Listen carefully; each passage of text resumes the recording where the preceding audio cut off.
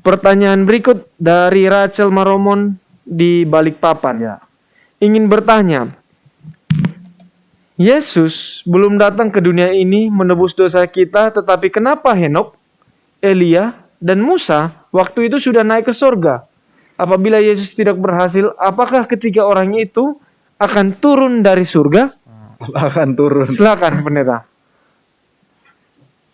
Terima kasih untuk pertanyaannya. Sebenarnya ini bukan hanya tentang Musa, Elia, lalu kemudian Henok, tetapi ini juga tentang orang-orang yang hidup sebelum Tuhan Yesus mati di atas kayu salib.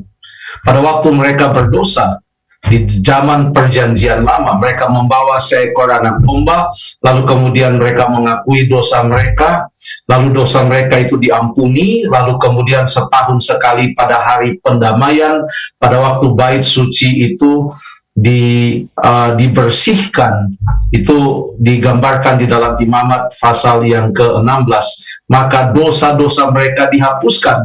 Tetapi yang menghapuskan dosa-dosa itu bukan darah anak domba itu, karena darah anak domba itu adalah merupakan perlambangan tentang atau akan darah Yesus yang akan tertumpah di atas kayu salib. Jadi semua itu dilakukan dengan suatu pengharapan akan datangnya Yesus yang akan mencurahkan darahnya di atas kayu salib.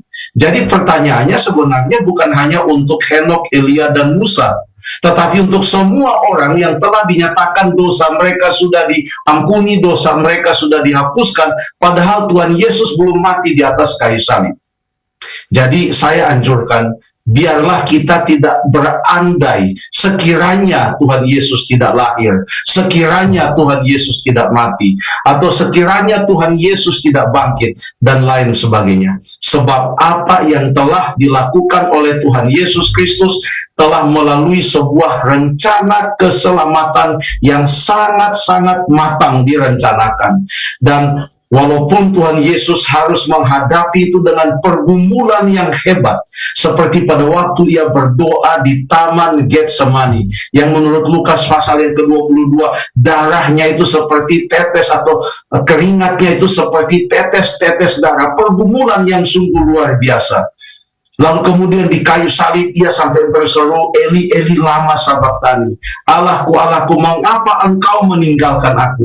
Walaupun ia hadapi itu dengan penuh pergumulan dan perjuangan, tetapi ia telah tampil sebagai pemenang.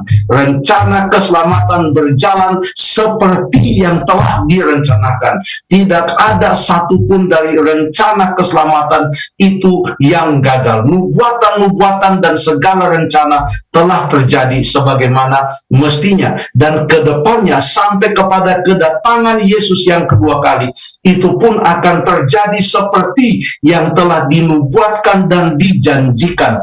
Justru pada saat-saat seperti ini yang perlu kita tanyakan adalah diri kita. Apakah kita mau menyambut Yesus dan menerima Dia sebagai Tuhan dan Juru Selamat kita? Ia telah mati, ia sudah bangkit, ia telah naik ke sorga, dan ia akan datang kembali.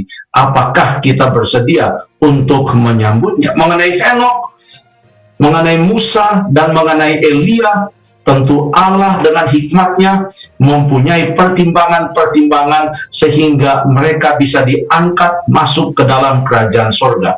Contohnya tentang Henok, dalam Kejadian pasal yang ke-5, Kejadian pasal yang ke-5 ayat yang ke-23, Henok mencapai umur 365 tahun, ayat 24, dan Henok hidup bergaul dengan Allah, lalu ia tidak ada lagi sebab ia telah diangkat oleh Allah. Jadi Henok hidup bergaul dengan Allah, Allah yang mengetahui segala sesuatu.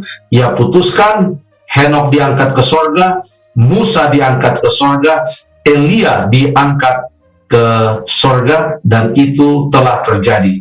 Pertanyaannya, apakah sekarang Rencana keselamatan telah dilakukan oleh Yesus, Ia akan datang, darahnya telah Ia curahkan, Ia telah menang, kita tinggal percaya kepadanya dan menerima kasih karunia Allah oleh menerima Yesus Kristus. Apakah kita juga nanti akan diangkat ke sorga? Itu pertanyaan yang perlu kita renungkan sekarang. Terima kasih.